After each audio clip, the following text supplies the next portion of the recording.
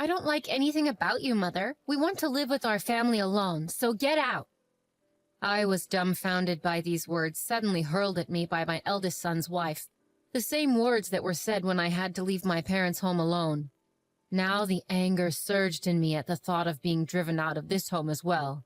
Well, I'll leave then, I declared and gathered my belongings to move out. That was the last straw. I swear I'll never forgive my oldest son's wife. It was time to put my plan into action.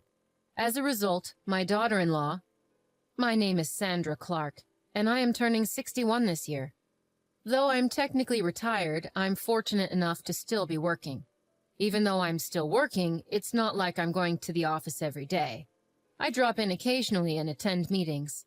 But nowadays, many meetings are held remotely, and I'm working from home most of the time. My oldest son seems to have the wrong idea that I'm not working anymore. I became a widow in my 40s. Currently, I'm living with my oldest son and his wife. My parents' home is an old house just with a large property. It has its issues, but I really liked the place. That was the reason that made moving out difficult. I never had any financial difficulties in my life. Most of my late husband's insurance payout is still untouched.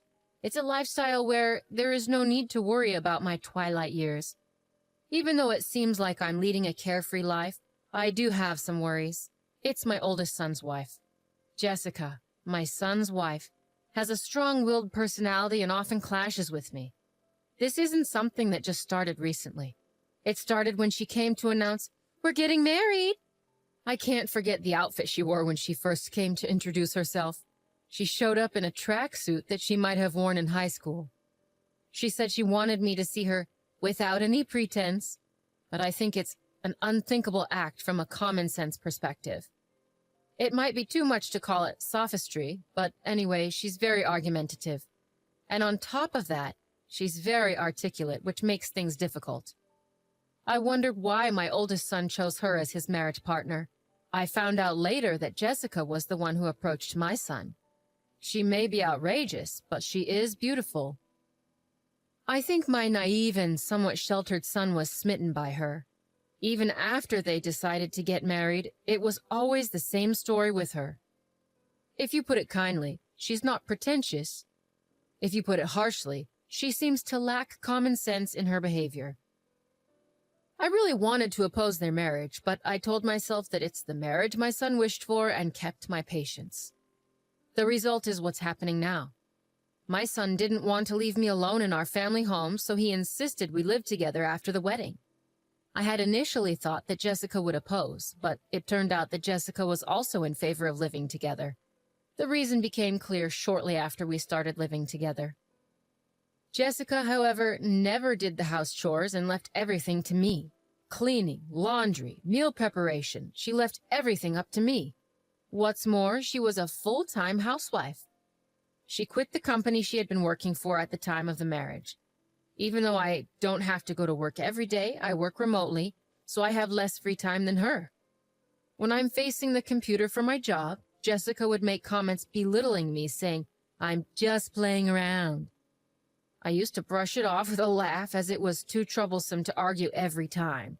But it certainly irked me when it kept happening.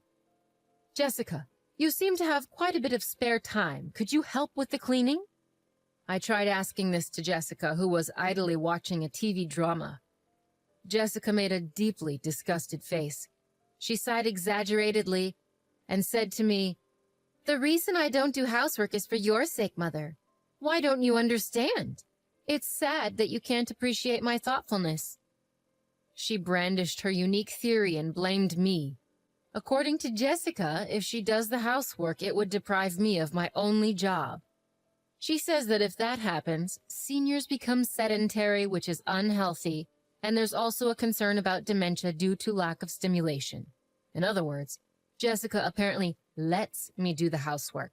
Her ridiculous logic almost gave me a headache. "I agreed to live together to make sure you don't slack off, Mother."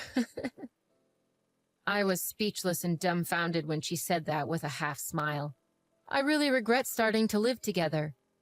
I regret every day that I could have avoided seeing things I didn't want to see if I had stayed separate.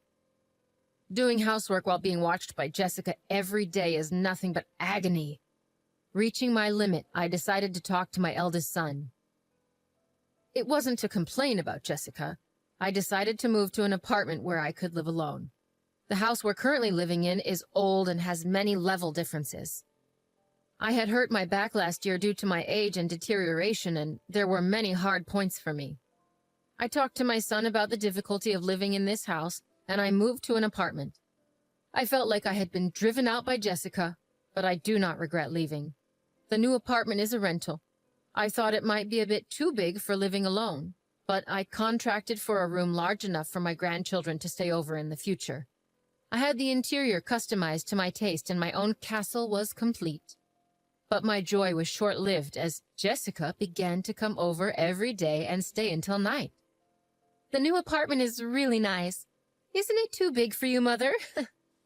Jessica said, lounging on the living room couch. Come on, Mother, come back to your old home and do the house chores. It's for your health and longevity. Unbelievably, Jessica is telling me to go back to the old house and do the house chores during the day. She's so self-centered and it makes me dizzy. I've already moved out of the house. You need to step up as the wife. I take care of all the house chores here and my annual checkups are always good. Jessica, there's nothing for you to worry about.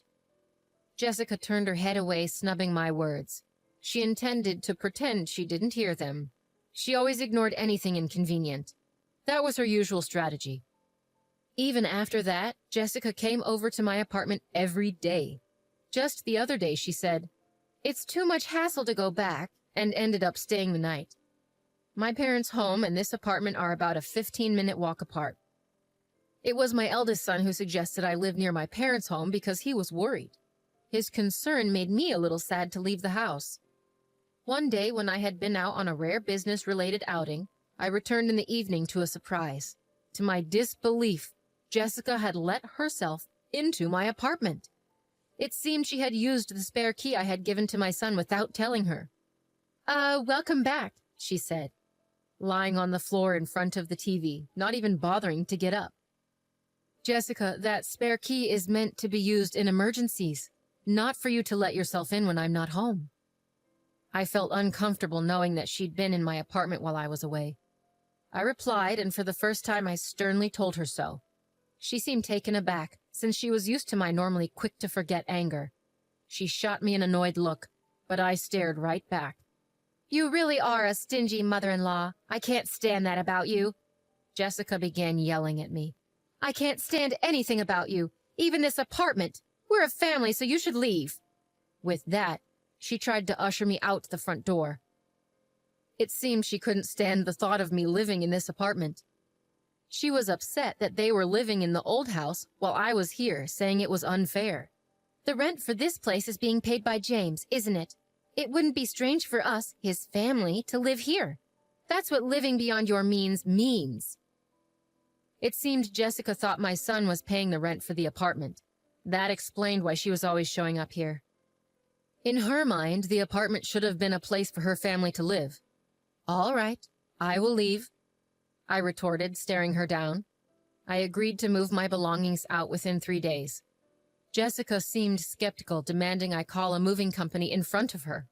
I immediately called a moving service from my smartphone and scheduled them to come in 2 days. As she left, satisfied, I watched her retreating figure and started formulating a plan. I moved out as promised. My new home was an apartment specifically for seniors. I decided to try it out for 2 weeks. I handed over the keys and lease documents to Jessica, asking for a change in the contract through the real estate agent to the landlord. As I've known the landlord for a long time, they were flexible and accommodating, which was a relief. My eldest son was furious with Jessica for kicking me out. He seems to be contemplating divorce, but Jessica doesn't seem to care. On the contrary, she appears to have started living alone in my apartment, declaring, "Well, then let's live separately." I can only marvel at how brazen she is. However, in 5 days, Jessica will come to know the truth.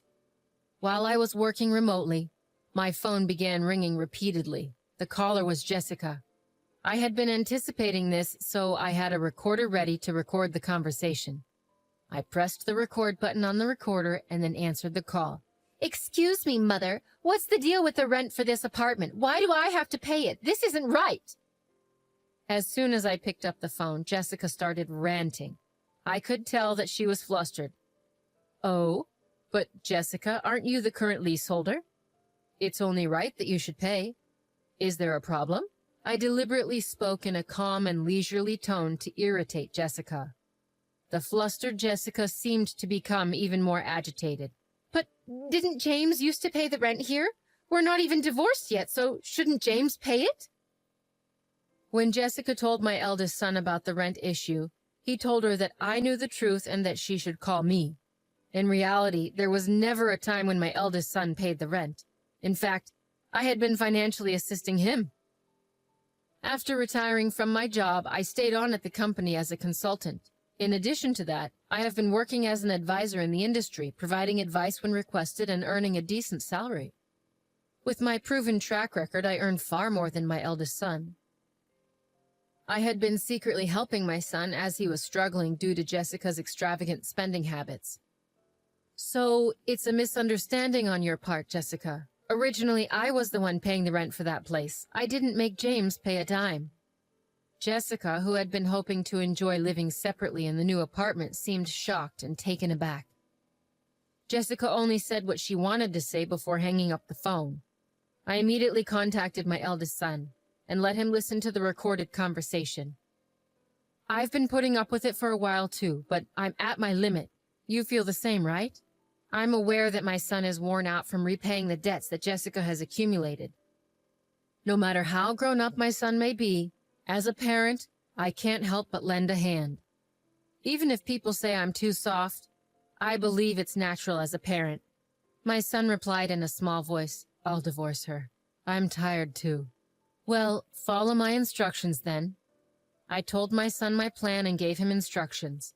I first asked him to take paid leave for about 3 days from today. I directed him to discreetly move out his important belongings without letting Jessica know. We don't want her noticing any large trucks, as she might be hanging around nearby. I had told him to gradually move things out during the night.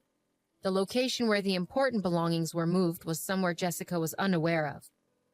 It was a single-family home that I had searched for as a final dwelling. In this way, the plan progressed secretly. Then, 3 days later, there was another call from Jessica. She was much more flustered than the other day. "What? What are you so flustered about?"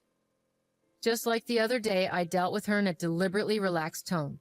Jessica was overly anxious, almost in a state of panic. "Mother, our house is up for sale and I got a call from my parents saying that my belongings have arrived at their house. What does that mean?" Apparently, my eldest son had moved according to my instructions. He had sent Jessica's belongings to her parents' house and put up the house she lived in for sale, leaving it empty. "The landlord told me that if I can't pay the rent, I should leave. I thought I should consult with James, and when I got home, there were chains and a padlock on the gate, and I couldn't get in. There's even a for sale sign up." Jessica was almost hysterical. She must have been surprised when she got home. I have already formally entered into a sales contract with the realtor. We can't get into that house anymore. "Jessica, there are a few things I want to correct." I started off like that. Now is the time to vent all my built-up stress. "Firstly, I'm no longer your mother-in-law, right? Yesterday, James should have filed for divorce. You signed it, didn't you? You and I are strangers now. Yesterday, my eldest son had submitted the divorce papers to the city office. It seems that the divorce papers were signed by Jessica a long time ago. Threatening to divorce if he didn't do as she said was apparently a habit of hers. My eldest son thought that one day Jessica would rehabilitate. She was the person he had loved enough to marry. When threatened with divorce, he had no choice but to give in, as he once told me. But it seems my eldest son has woken up. He signed his name on the divorce papers that were always used as a threat and submitted them. The divorce papers have been formally accepted. You always said to James that you could divorce any time. Aren't you satisfied now that things have gone your way, Jessica?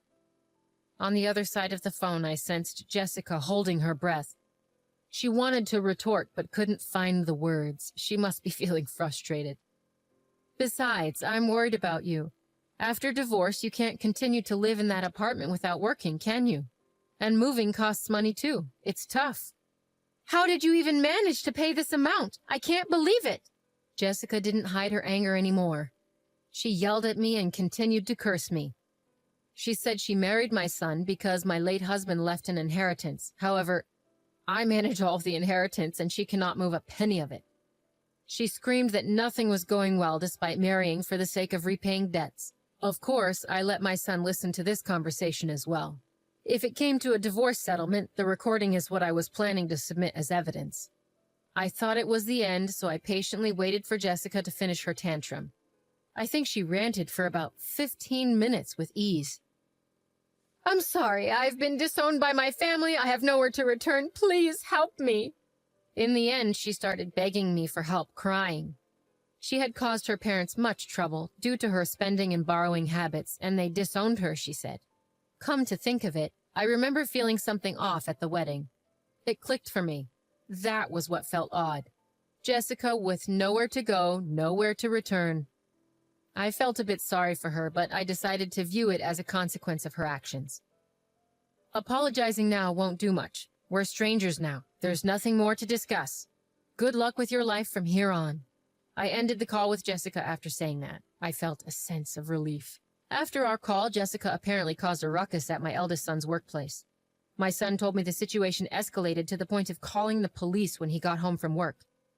Jessica, who had been squatting at the apartment without paying rent, had her keys changed by the landlord while she was out. Apparently, she can't even get into her apartment now. She probably tried to reach out to me or my son, but we had canceled our cell phones and switched to new ones. We changed our numbers, too. I can only imagine the despair she felt upon finding she can't get through, no matter how many times she tries. We didn't tell her our new address either, so she can't contact us. After causing a scene at my son's company, she was issued a restraining order. With no other options, she seemed to have turned to her disowned family. When she returned home, she was met with a shocking scene. The luggage I had sent to her family home was left out in the rain in the backyard. She reportedly wasn't even allowed to step foot inside the house.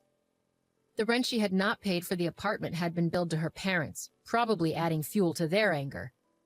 I heard rumors that she is currently staying in an apartment rented by an organization that supports homeless people.